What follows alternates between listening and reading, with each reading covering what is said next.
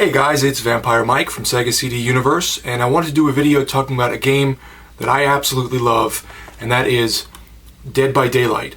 This is obviously the physical edition that I purchased on release.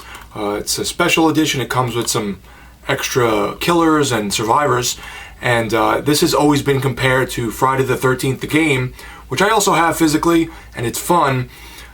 But this leaps and bounds at this point is better, and one of my favorite online games of the past couple of years. So I just wanted to talk a little bit about it. I've compared it in the past to Friday the 13th in a video, but as I just said, at this point I think it's by far surpassed it due to Friday the 13th going into litigation over the rights and having to stop patching or updating the game for probably... has it been about a year now? I'm not really sure. I'm not good at stuff like that. So if you haven't played Dead by Daylight, as I said, you can get it physically on disc. This is also on Gamepass right now on Xbox, so if you have Xbox Game Pass, you can play this for free. It is a really fun, asymmetrical horror stealth game. I'm not usually a stealth fan, but it's really good. So the way to play the game is you either choose one of... So there's 4 survivors and 1 killer. The killers range from things like evil doctors to downloadable killers like Freddy from Nightmare on Elm Street, Leatherface from Texas Chainsaw Massacre, Ghostface from Scream. There is the Demogorgon, I think it's called, or something, from Stranger Things.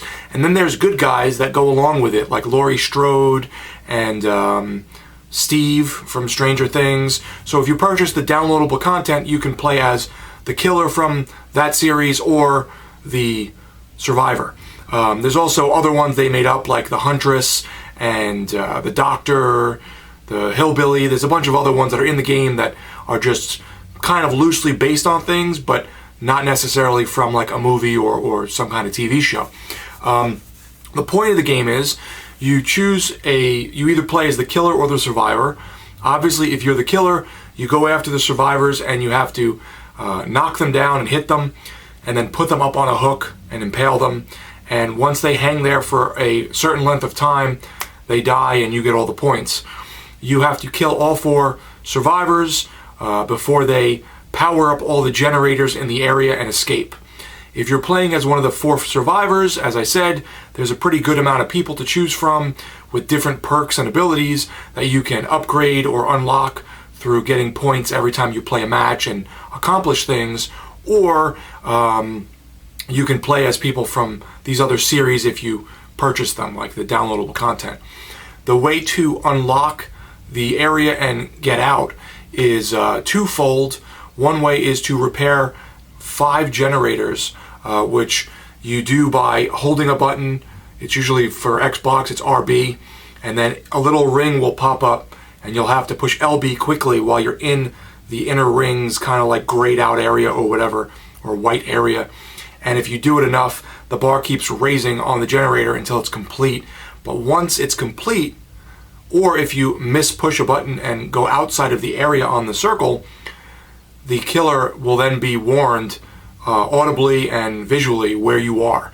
So the killer can then go after you. The game has a lot of little nuances, like you hear heartbeats or certain noises when the killer's looking for you or in your area. The other thing is the killer is first person, while the survivors are third person, so they have a much larger range of view. So there's times where the killer will be chasing or looking for you, but he's going like this, and you can go behind him or to the side of him, and he can't see you unless he actually physically turns. So it gives you a little bit more, of a variable there. The game plays sort of like a stealth game with some, I guess, action elements or puzzle elements, if you will. You can pick up different items on the map, or you can unlock different items when you get points after each match, such as like a flashlight where you can blind the killer, a toolbox so you repair these generators quicker, things like that. To get out of the area, you have to repair 5 generators and then open a gate, electronic gate that makes noise before the killer kills you or everyone else. There's 2 gates, So, you know, there's a chance the killer might go to the wrong one, or you start opening, he hears you, comes, and then maybe you know, skedaddle and then wait and go back or whatever. There's lots of little nuances that I'm not going to mention, but it's a really fun survival sort of horror stealth game. I think it's amazing. My friends and I have been playing it for years, and now that it's on Game Pass, I don't really have to put my disc in, and we just pop up online, you know, during quarantine. It's a great game to play during this quarantine because you really have to work together and talk. And, you know, I'm on the last generator, go over to the exit. When I'm done, open the exit so that you're not giving the killer a lot of time. The other way to win and exit a level is to open up with a key, special keys they make that you can buy in the game with your points, to open up a hatch. The hatch also opens if you're the last person left and they know you really don't have much of a chance to escape. However, the killer can close the hatch. He can walk over and kick it closed, but there is an opportunity, a small window for you to get in the hatch and leave that way. My buddy Brian years ago had went to, I think it was Comic-Con, and got me these really cool prints, these little like almost postcards from Dead by Daylight. Michael Myers was there. Here's Leatherface, the doctor I was talking about who shoots electricity at you. And then I believe this is the Huntress, if I recall. She's pretty cool because she sings while she's chasing you, so you don't really hear a heartbeat all the time. You hear her whistling this creepy little tune. My buddy Eric Hesh, he had popped online to try and play this with us, but he couldn't get into it because there really isn't an offense to playing Survivor. So he ended up deleting it. But if you're playing Survivor, you don't have much of an offense. You only have defense.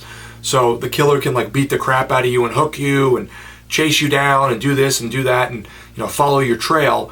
And really your only salvation is to run away, hide, hit him with the flashlight so he goes blind, maybe use the thumbstick and wiggle out of his, you know, movement when he's carrying you to a hook. So there's like little methods you can do, but there really is nothing offensively that you can do to fight back or hit him.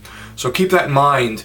If any of this sounds interesting, it's a very defensive, stealth-oriented game as a survivor, whereas a killer, it is a very offensive, you know, fast kind of game. So depending on your play style, you may want to play killer or survivor. I just think it's a great game. I wanted to kind of just touch upon it a little bit because I really, really enjoy it. My buddies Tim and Brian really love it as well. It's one of our favorites. And for it to be on Game Pass now, where you don't really need the disc, or not that you don't really need the disc, you don't need the disc. It's just a really fun game. You don't have to really buy anything because the amount of survivors and killers they give you are pretty damn good. The only other thing I wanted to mention was, as a survivor, you can unlock perks with your points to where you maybe run faster, crouch and walk faster.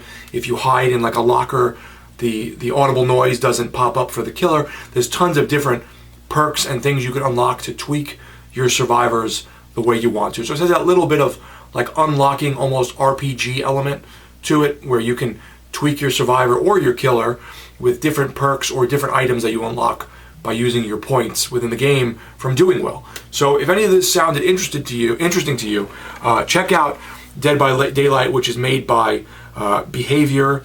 It is, I believe, put out by Starbreeze? I can't really read it. And 505 Games. This is a really great asymmetrical survival horror stealth game that I definitely recommend. Give it some time because it does have a bit of a learning curve. But once you get into it and you play with people that communicate, it's just awesome. Thanks guys for watching. It's Vampire Mike from Sega CD Universe. Be good.